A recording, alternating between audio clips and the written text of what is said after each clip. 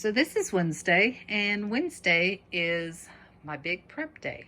And what I do on Wednesdays is I try to prep our breads for the week. Any casseroles I'm gonna do, I'll go ahead and cook them up.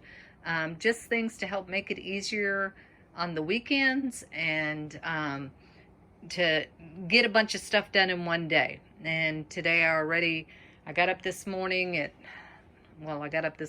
normal time, about 6 o'clock, and I went ahead and I started burst chicken for the week right away. So did that in an Instapot. That's already deboned. The bones are set aside in a bag, so I'm going to make some bone broth with that. And the jars are getting ready to go into the dishwasher. I'm going to sanitize them, and I usually just wash them by hand, but since I have to run the dishwasher anyway, and our dishwasher is so big and there's only 3 of us, so it takes forever to fill it, and we don't have that many dishes. So I basically run out of dishes before the dishwasher's full. So this is a good time. I'm gonna try to do the bone broth tomorrow. And I've got beef and chicken, so I'll do those tomorrow. And so, like I said, I'm gonna go ahead and sanitize the jars today, have them ready. And then I'm also going to be making our bread for the week. And part of that bread dough is going to be used for homemade pizzas tonight. And I'm also going to make up the biscuits and I'm going to cut them out and have them ready and just stick them in the freezer. And then I'll pop them into the oven frozen on Sunday when we do our Sunday brunch. Because Sunday's kind of always our laid back Sunday brunch day. We do brunch about 10:30. And like I said, we just take it. We do whatever, but we don't do the whole weekday meal thing. So I just go ahead and prep everything ahead of time. Makes it easier for the weekend. The thing I'll do on Wednesday is if I have rice on the menu in the next 5 days, then I'll go ahead and I'll make up all the rice that I'm going to need for the meals in the next 5 or 6 days. And also I'll boil up some eggs, and these eggs are fresh from the chickens. So I have them. They've been sitting out, well, I say fresh from the chickens. They are from our chickens, and they have been sitting on the counter now for 4 days, waiting to be boiled. And then that way I'll have them in the fridge, and if Pa or Jonathan want a boiled egg, it'll be there for them and ready. And we have the pickled eggs in there too.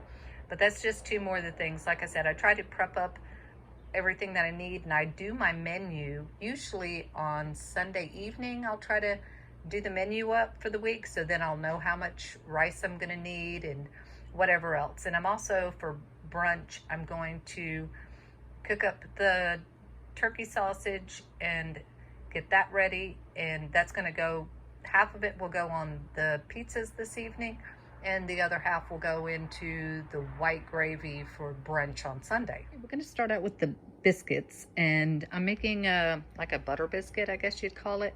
So I'm using 6 tablespoons of butter. I use 2.5 cups of flour, and I've got 1 tablespoon of baking powder and 3/4 teaspoon of baking soda and 3/4 teaspoon of salt. I'm sorry. And I'm gonna cube up the butter, and my flour is cold. I put it in the freezer to make it nice and cold first, and I'm going to cube up the butter. And I already mixed all the dry ingredients. So now once the butter's cubed, I'll put it in, and I'll just, you'll kind of mix it together until it looks like pea-sized gravel in there, basically. And then I have 1 cup of milk with 1 tablespoon of vinegar in it, and that's going to be my makeshift buttermilk. And there the butter is cubed, and I'm not going to bore you with all the steps because I know there's plenty of recipes out there for buttermilk biscuits and everything else, but I'm just going to, normally I have a pastry blender at the other house, but I don't have it here for some reason yet. So I'm going to, oh, you know what? No, I didn't. I checked. I have a bottom drawer that's got kind of like my extra baking and cooking stuff, but I thought maybe it was in there, but no, it's not in there. It must still be at the other house. We still haven't cleaned everything out of the other house, which we really need to get to doing. But anyway, that's a whole nother thing. So I'm just kind of blending it together with a fork. And like I said, you just want that butter to be like pea gravel size and nice and incorporated, but don't let it melt.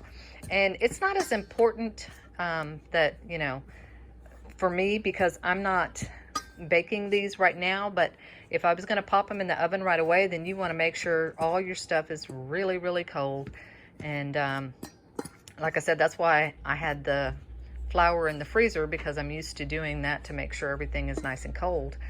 But I'm just going to incorporate it, and once I get these mixed and made, then I'm just going to pop them in the freezer, like I said, and I'll take them and just pop them in the oven on Sunday.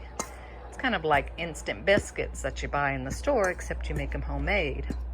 All right, so we're going to get that going. We don't need to watch me do it. So the butter's all blended, and you'll see there's no major chunks.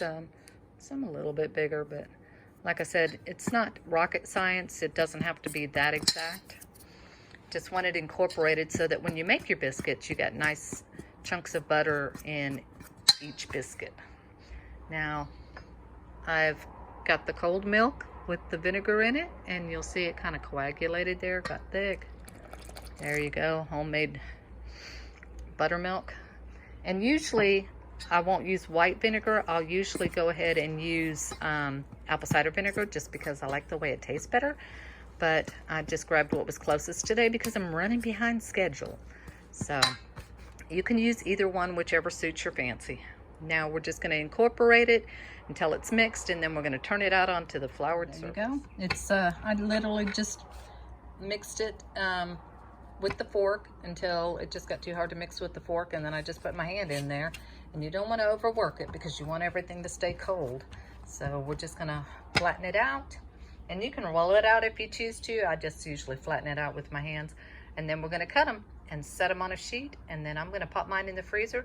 But you can pop yours in the oven preheated at 400 degrees. I like a nice chunky thick biscuit, so I leave it pretty thick, and you can see the little butter chunks in there. And making the biscuits this big, it made them about well, they're 3 inches, but I got 9, with one being a little bit smaller than the rest of them. But if you did them smaller, you're going to get about a dozen, maybe more. I'm not even going to cover them first. I'm just going to put them directly in the freezer, let them get a little bit frozen. And once they're frozen, I can put them into a bag and keep them in the freezer until I'm ready for them. So everything stayed nice and cold, and now it's time to move on to make some bread. And while the bread is going, I'm going to go ahead and try to get the sausage going. I'm also trying to do laundry today, so it's busy. Laundry is switched, so now we're going to start the bread. And for this recipe, you're going to need 1 tablespoon of active dry yeast, 2 1/4 warm water, 2 1/4 cups of warm water, excuse me. So the same recipe I made last time, and it was just not even a month ago. I made the video on the Rustic Brothers bread, so you can check that one out if you want.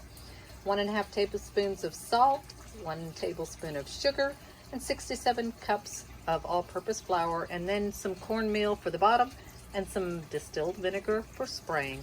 I'm not going to go through the whole routine of making it, because like I said, there was a video not even a month old, so you can check it out. And if you have any questions, let me know.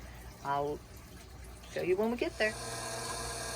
While the yeast is blooming, I'm starting the sausage, and then like I said, I'm going to separate it. I'm going to split it in half. Half will be used on the pizzas tonight. The other half, I'm going to make some white gravy with it, and it'll be stuck in the fridge and pulled out Sunday. The thing I'm going to go ahead and do while the sausage is browning and while the yeast is blooming is I'm going to get these eggs boiled, so I can get those out of the way off the counter and in the fridge. I just put it's water and some vinegar, and I'll just put enough to cover the eggs, and I usually just boil them for 5 to 8 minutes, and then I turn it off and put them in some ice, and it usually works. Okay, sausage is cooked and yeast is blooming. So let's get to bread. I'll switch out and put my dough hook on, and I'll turn the sausage off and finish that in a minute. Dough is ready to go into the oiled bowl. Okay, the biscuits are frozen enough that I can put them in a storage bag. They're on ice now. So we'll get those in the fridge. Get the biscuits in the freezer. 2 more things still rising. Got about another 20-30 minutes for that. I'll check that in a minute. The eggs are done. The sausage and gravy is done, and the sausage for this evening is done. So all I have left to do is the rice and to chop up the veggies and stuff for the pizzas. Cheese is already shredded. I buy big blocks and I shred it all at one time. Flat freeze it in the freezer, so I have cheese, shredded cheese when I need it. Decided what I'm going to do is I'm going to go ahead and make the sauce for the cauliflower tacos tomorrow. Cut the cauliflower, get it all ready, and then I'll roast the cauliflower tomorrow, but have the sauce ready today. So let's get into things you're going to do is in a dry pan, you're going to heat the cumin seed, and I'll give you a list of all the ingredients, but the cumin seed, there's going to be 1.5 teaspoons, and you're going to heat it until it's fragrant. And the pan is dry, no oil, no nothing. You just, you want that fragrance to come out. So it doesn't take long at all. And what you're going to need for this recipe is 1.5 teaspoons of cumin, 1.5 cups of full-fat Greek yogurt, 1/4 cup fresh cilantro chopped. I have cilantro in the tube because I just don't use it that often, so that's what I got. 1 large head of cauliflower, but that's for separate. But for the sauce, you won't need that. 1 teaspoon of coriander, 1 medium jalapeno, stems removed and minced, 2 tablespoons of olive oil, 1 tablespoon of ginger paste, and 1 1/4 teaspoons of the menudo spice mix. I am leaving the jalapeno out, but Jonathan doesn't care for stuff that's spicy, so I'm going to leave that out, and I'll see how it tastes. If not, I can always add some in at the next time I make it, or I don't know. We'll see how it tastes. Cilantro I'll be using, like I said, I used to have it growing fresh, but I don't know what happened to it. It may have froze during Snowmageddon, I'm not sure. But anyway, so I didn't have any more.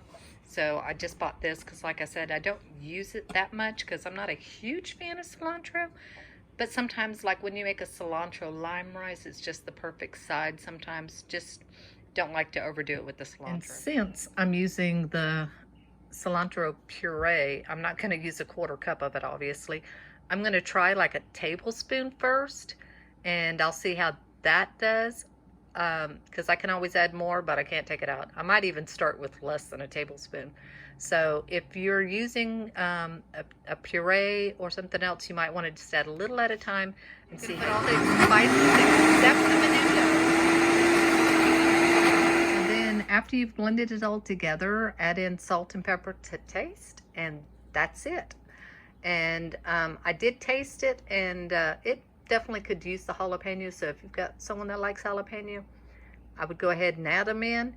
And, you know, like I said, maybe add a little at a time, but I wasn't planning on adding them in, so I don't have any. Now, that was perfect timing. The sauce is ready to get put in the refrigerator. I'm going to cut up the cauliflower. But what do I hear?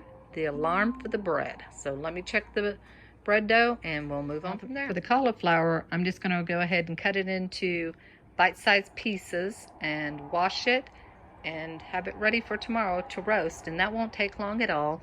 You only roast it for, you know, about 25 minutes, but you just drizzle it with the olive oil, put on the menudo sauce, or seasoning, excuse me, kind of toss it into the oven. You're good to go. Okay, there we go. It's washed, chopped, ready to go in the fridge for tomorrow.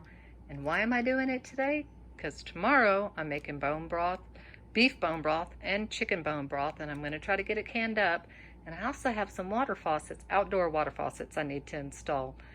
And that includes I need to run the lines and stuff. So it's going to be pretty busy tomorrow too. The beautiful dough all nice and risen. So I'm going to punch it down, cut it in half, form my loaf that's going to go in the oven, and pop the other half in the fridge. My cornmeal, and I've got my handy dandy vinegar spray bottle ready to go. This time I formed a longer loaf instead of doing the round loaf because it works better, because we're going to do some camembert sandwiches this weekend because we're going to visit the mother-in-law.